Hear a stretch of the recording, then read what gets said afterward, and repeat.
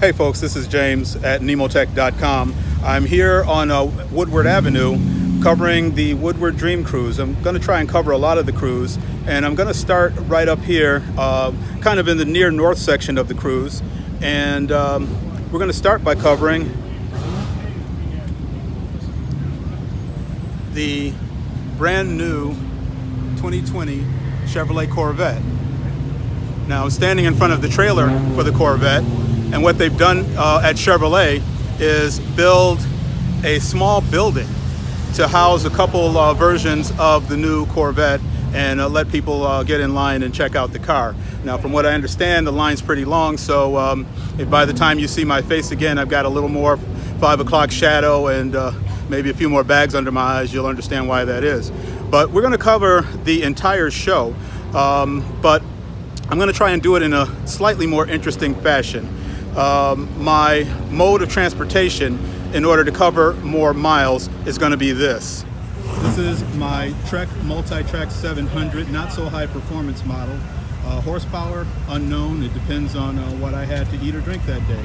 But I'm going to be riding my bike up and down Woodward and trying to get some live footage and footage of things that are just sort of interesting. So, of course, Woodward Cruise being what it is, let's start here. A Chevrolet Corvair SS with dual 4-barrel carburetors. Okay, gotta love that. And right behind that is a Fiero, also with a Chevy small block and 2.4-barrel carburetor. Now, the funny thing about both of those cars is those engines are not where they belong. The Corvair was originally a rear engine car, and the Fiero was originally a mid-engine car. So people got really creative in putting those two together.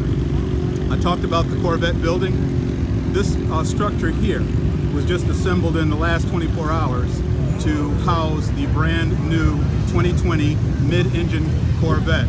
So it's just kind of appropriate that the Corvair and the Fiero came along at the time that they did, because those were GM's first attempts at putting the engine anywhere other than under the front hood. In the case of the Corvair, it was way in the back like a Porsche, and in the case of the Fiero, it was right behind the driver's seats like a Ferrari. And so, speaking of Ferraris, and we can get a quick look at the Corvette that they have outside. If it didn't have Corvette badges on it, some people might actually mistake it for a Ferrari. So let's kind of lift the phone up over the crowd here, and you can see at least the exterior of the new 2020 Corvette. It stays fiberglass, as with all Corvettes since 1953. This one has a new engine, an LT2 engine. It has the LT2 engine, which is an improvement over the LT1 in the current Corvette. And of course, being mid-engine, that engine is behind the driver. I'm listening. Keep black on going. Open area behind the front door is the air intake for the new 6.2-liter LT2. So we'll take some time and try to get in line here and get inside and take a look at some of the internals. This particular version appears to be the Z51 version, and I'm saying that because right here in that little opening under the headlight, you can see a black area with a horizontal line. That line is a splitter that helps to drive the airflow into the coolers. The Z51 package for the 2020 Corvette is a handling package. It also includes a new cooling package and a performance exhaust that improves the horsepower of that LT2 to 495 horsepower. And with that configuration, it can do 0 to 60 in less than 3 seconds. Right now, the only Corvette that can go that fast is the 2019 ZR1, and that car has 755 horsepower, so it just ought to be able to. Okay, we moved a little closer in line so we can get some unobstructed views of the 2020 Corvette. And as I mentioned earlier, this one is a Z51 package, and I can tell by that splitter right in front of the air cooler. That's done to kind of help manage the airflow into the cooler, and the cooler is needed for high performance operation of the car. Again, this one is a mid-engine 6.2 liter, 495 horsepower, 470 pound-feet of torque model. Without the Z51 package, it's a 490 horsepower car, so still nothing to sneeze at. Thanks for waiting in line today. With the mid-engine setup, most of the weight of the engine and transmission are right above the rear tires, and that helps keep the car planted to the ground. So even though it's got less than 500 horsepower, I thought I'd never be saying it's got just less than 500 horsepower, it can perform as well as a lot of front engine cars that have in excess of 600, maybe even 700 horsepower, because the weight of that engine keeps those rear tires gripping the ground and keeps it from just spinning out, burning rubber, and just sitting in place. We're almost there. Yeah. Hi guys, thanks for waiting. Appreciate you being here. You get to see one of the cars opened up, and right here where the engine would be is what in the industry with mid-engine cars we now call a frunk. You'll see this on Teslas too. Anything that doesn't need to have an engine under the hood is likely to have a frunk, which is just crushing together the words front and trunk, because that's basically what it is. We're going to swing around and try to look inside the car from the driver's side. It's a Targa roof, and they've got the roof panel off, so you can see better inside the car. All right, come on. You can see in the center there is a place for putting your cell phone, and I believe that's a wireless charger. And right above that is a speaker for the performance audio system. These seats are leather and Alcantara, which is a fancy way of saying suede, and so is the steering wheel. And I believe that that comes with one of the upper level trim packages. You can see there's a lot of suede in the center console, steering wheel, seats. The button controls for seats, for audio, for air conditioning, for both the driver and passenger are on this center rail. Now a lot of people are saying, well, I'm going to wait until they bring out a manual transmission version, because this car only has what's called a dual clutch transmission. We'll look at that in a minute. But people are saying, I'm going to wait until the manual comes.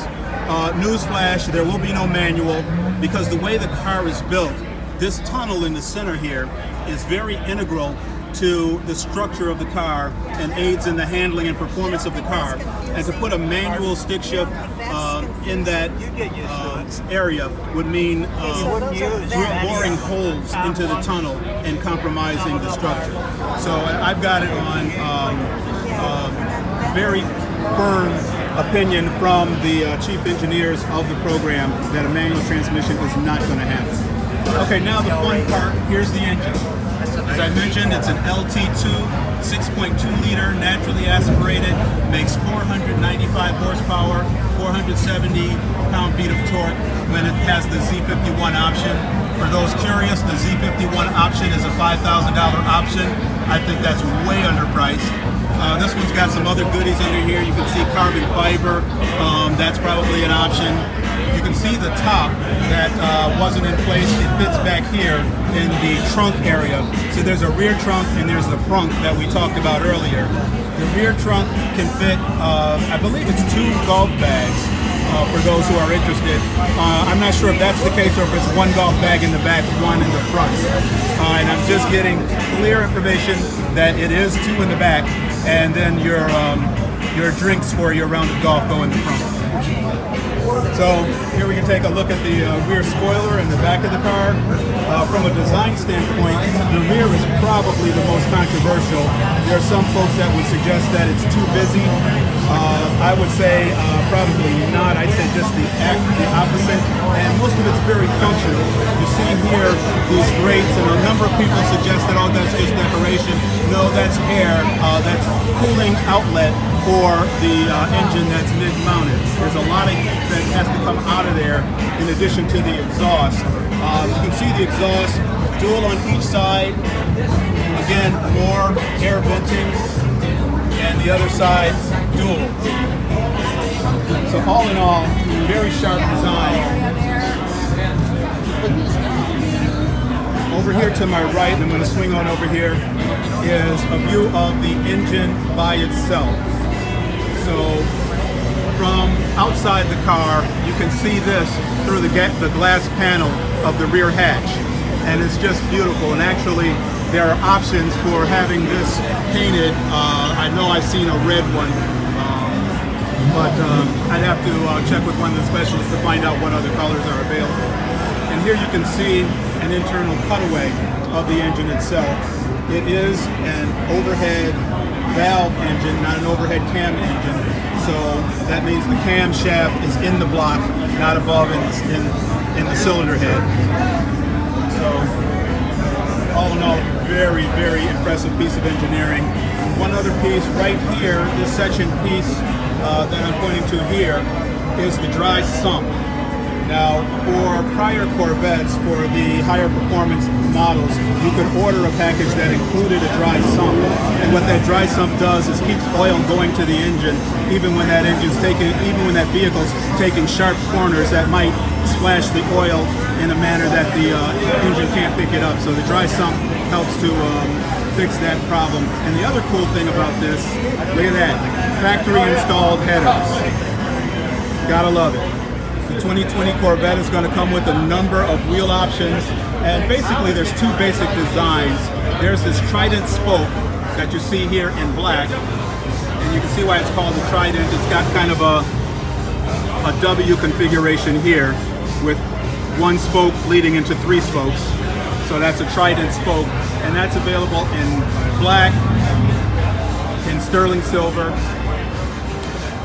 and in carbon flash. And then the other wheel that's available is the Performance Pewter Open Spoke. So this is the open spoke design, and like the Trident, it comes in three different finishes. Although there are three different finishes, in this case this one is pewter.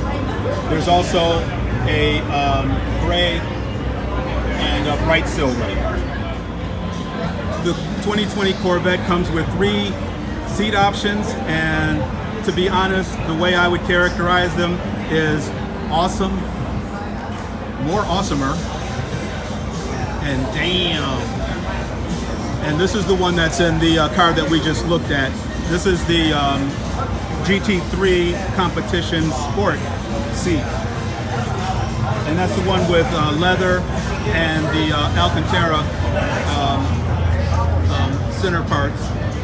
The middle one, also a GT seat, a GT2, is really nice. It's got really nice perforated leather, very nice design, and one of my favorite things, I love a lot of carbon fiber, and they've got carbon fiber on the insert of the seat that mounts the headrest. The competition seat also has that carbon fiber, so if I'm ordering the car, then I got a tough decision to make between the GT2 and the competition sport seat.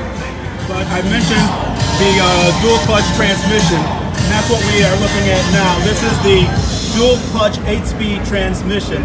It sits right behind the engine. The engine bolts up here, but this area here is what goes out to the rear wheel. So this one would go to the right rear wheel, and the other side would go out to the left rear wheel.